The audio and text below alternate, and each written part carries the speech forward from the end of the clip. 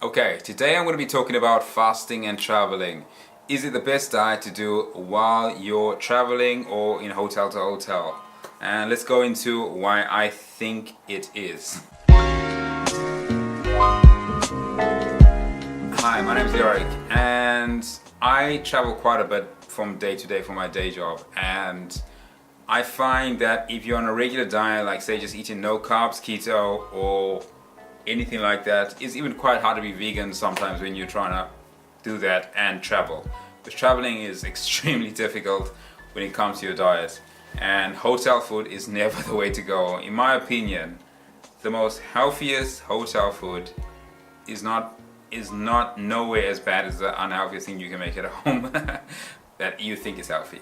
But yeah, basically, if you're planning to go, if you have a hotel trip planned up, especially for business or work, if you go on holiday, that's another thing. I would recommend not dieting when you're on holiday, because you should enjoy it. If that's your only time you get to enjoy it and you enjoy eating food, enjoy it on holiday because you make the most out of it. But if you're doing it for business or something like that, and your regular job is to go to hotel, then you should fast, because you can plan your fast out really well. I think a lot of people, when they do start fasting, they are very stuck in a certain fast number. Like they'll stop at 8 and start again at 12, and that'll always be their fast number. They don't want to change from like going from alternate day fasting to OMAD to all that. So if you want to go, say if you're going to a hotel and you go to meetings and stuff like that there, and you know you're going to eat bad, if you're going there for one day, I recommend doing an alternate day fasting. You can either do it on the day you're at the place, or you can do it the day before. If you're fasting on the day before, you don't have to feel so bad if you do overeat on the next day, because you didn't eat any calories the previous day. And yeah, that's the best way to do it. But if you want to fast on the day you go to the hotel, I recommend, if you're driving and that, make sure you've done a few more fasts, alternate day fasts, because you don't know how you're going to feel from the fast. You might feel tired, too tired to drive and all that there. So practice the alternate day fast on days at home where you're not traveling, and then do one when you have to go stay at a hotel one night, and the next day you can eat normally, because generally you eat way worse at a hotel than you would at home, because you can't prepare as much. Another thing is, if you know you've got a fridge in the room, this is great, because you can plan what meals you're going to have. Because fasting is a very great tool, but it doesn't mean you can eat unlimited calories. I think you should still track your calories while you're fasting, just to have a better idea of what calories you can move around. Like you can have what proteins, fats and all that there, and how many calories you're allowed to eat that day. So you don't want to overeat your calories. And if the hotel you're staying at doesn't have a calorie part on the menu, don't eat there. You don't know what you're eating. You could eat this piece of chicken that's been fried. You might think it's 200 something calories, but the oil, grease and everything will throw that over 600.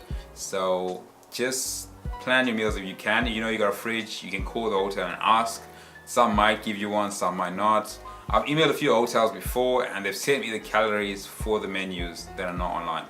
And you can prepare that way. So just email the hotel and ask what's in the calories. Does the chef know, or anything like that? If they don't know, then I recommend trying to find someone else that can. If you can eat, like if you can go out and get some meals that have got calories in them or light calories, then do that.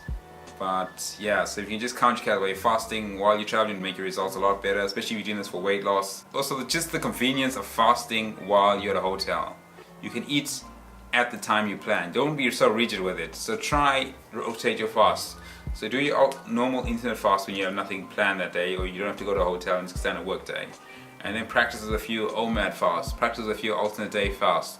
I've had a lot of amazing results when people do alternate fasts each day, and it's good. I wish I could have the willpower to do it, but right now I'm just stuck on OMAD, and OMAD works perfectly for me because it makes me limit how much I do eat in a day. And if I do eat a lot in one meal, I'm probably still going to be underneath my calories, because it's quite hard for me. My calorie deficit is 1,500. It's quite hard to eat that much on one meal than it would be to eat that much in 2 meals, if it makes sense. So I generally, the most I make a meal is I can make a meal about 700 calories. It'll be mostly salads and vegetables and greens. They eat some protein inside, because protein is quite dense. So yeah, that's why I think you should fast while you're traveling. That's what I do, and that's what I keep planning to do. I do OMAD, and OMAD is the easiest way for me to track what I'm eating wherever I go. And if you've made it this far in the video, my name is Leoric. I am fasting for my wedding in 10 and a half months. I don't know how it works. And I'd like you to subscribe, not to be a number, but to be my accountable buddy, and I'll be your accountable buddy. And yeah, my name is Leoric, and I will see you guys on the next one. Later.